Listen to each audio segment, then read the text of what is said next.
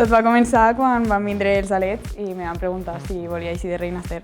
Tornava de València i pues, van tocar el timbre. Tens família del comerç i tal, però bueno, jo tampoc m'arribava a imaginar pues, ser la Reina Ester. I pues, vaig dir que sí. Me feia ganes i no li vaig donar més voltes. I a partir d'ahí pues, ens vam embarcar en eixa aventura. Ha sigut un any molt bonico, molt emocionant i ha sigut un procés en el que realment hem disfrutat.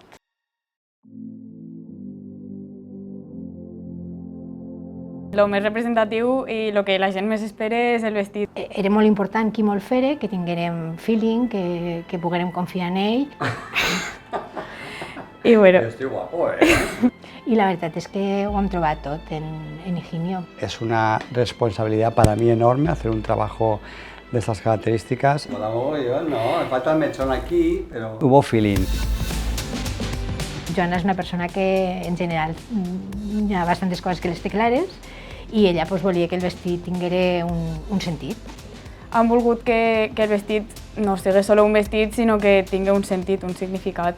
I bueno, pues, ens vam centrar en l'aparició de la Mare de Déu, en el santuari. Vaig anar caminant, vaig passar la tarda, vaig anar a l'aparició. Quan vas al santuari, què se veu?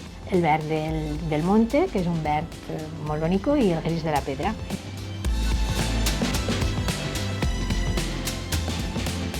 És un vestit que pensem que retorna a les arrels, ¿no? Creo que es muy diferente a todo lo que se ha hecho hasta ahora, que era la intención de todos en conjunto. Vam fer tota una espècie de veure com eren els vestits antes, d'anar a l'Arxiu Pasqual. I bordat tot a mà també per tornar una mica a lo que són els orígens. Pues el bordado fue toda una idea de muestras y de material para al final conseguir esta cenefa que fue la fundamental y la principal. Y sobre esta cenefa de elección de bordado, de cordón y de material fue la que surgió todo el dibujo central. La capa lleva kilos de todo, de perlitas, de bolitas, de metros y metros de bobinas de cordón dorado en el que te pones a bordar y no acabas nunca y compras, pero sobre todo el material que se va bordado en la capa y en el vestido se compra por kilos. 5 metres, és molt llarga, però bueno, la volíem així.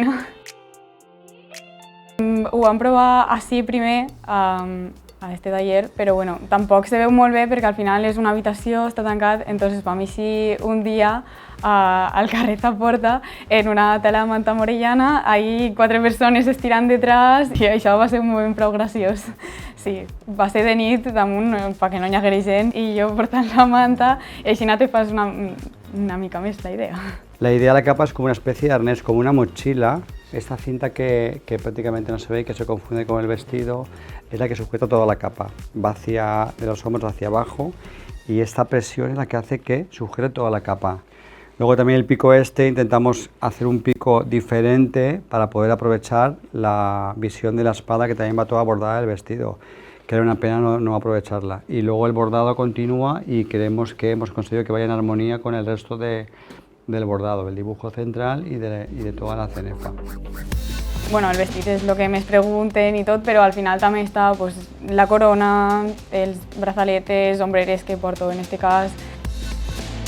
Aquesta joia, la veritat, una de les peculiars que té és que s'ha ficat tot en uns materials molt bons i han tingut la sort de contactar amb Higinio Mateu, que també ha fet un disseny molt bonic de tots els bordats i ens han ficat d'acord perquè estigui tot en conjunt.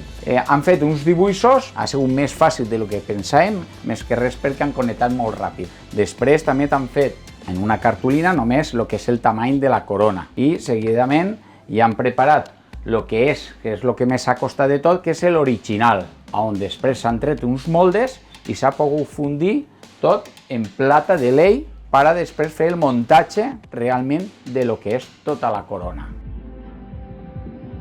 Luego porta unes peces molt curioses que són les ombreres, que s'han fet complements de lo que és el traje i de la capa que portarà ella. Porta també unes arracades i un brazalete prou gran per al dalt.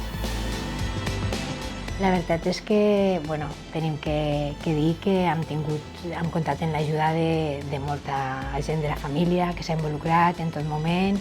Con ganas de vestirla, de ir a Morella, de volver a ver el pueblo, de volver a ver la fiesta y disfrutarlo. Sí. Y de estar entre la gente, que a mí me gusta mucho cuando hago un vestido de estas características, de estar entre la gente, ¿sabes? Y escuchar las opiniones, eso me gusta mucho. Sí, sí, perquè al final la gent parla molt i pues, ganes de que pues, la gent el que ha estat parlant veure si ha acertat o no. Al final és un vestit bonico, te pot agradar més o menys i hi haurà opinions de tot. Al final a mi i a la meva família ens agrada, que és el que ens importa. I bueno, després també en la tela del manto li hem fet un vestit a la Mare de Déu. Sí, això és irrepetible i esperem poder disfrutar molt d'ell. ¿Ya está? Sí. Me encanta. Gracias. Para mí es la reina Esther y será siempre la reina Esther. No llora de milagro, que lo sepas.